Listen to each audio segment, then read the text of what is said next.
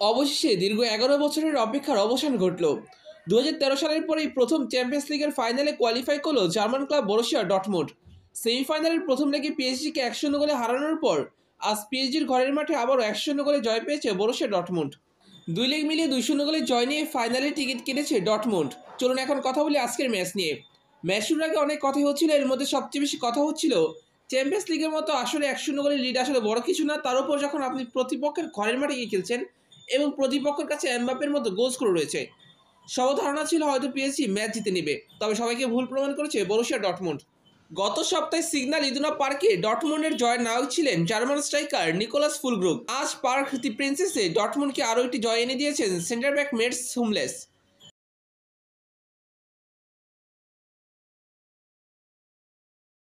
ম্যাচের 17 মিনিটে ডর্টমুন্ডের জুলিয়ান রায়ারসনের দারুণ ভলি আঘাত হানে সাইড নেটে।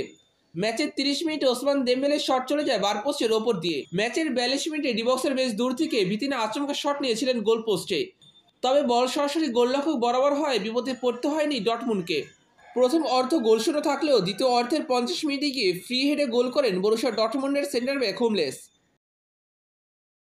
এরপর পুরো ম্যাচ জুড়ে একের পর এক গোলের সুযোগ পেয়েছিল পিএসজি, তবে গোল করতে পারেনি কেউ। ম্যাচের 60 মিনিটে গোলে দারুণ সুযোগ নষ্ট করেছেন রামোস। বিতিনিয়া বল বাড়িয়ে দিয়েছিলেন ডিবক্সে থাকা রামোসকে, তবে রামোস বল মেরেছেন আকাশে। পরের মিনিটে নুনো মেন্ডেজের অসাধারণ শট প্রতিহত হয় বার পোস্টে। ম্যাচের 62 মিনিটে আবার গোল সুযোগ নষ্ট করেছেন রামোস। ফরাসি ক্লাব পিএসজির সবচেয়ে বড় আশা ছিল যাকে নিয়ে সেই কিলিয়ান এমবাপ্পেও জাদুকরি কিছু করতে পারেননি।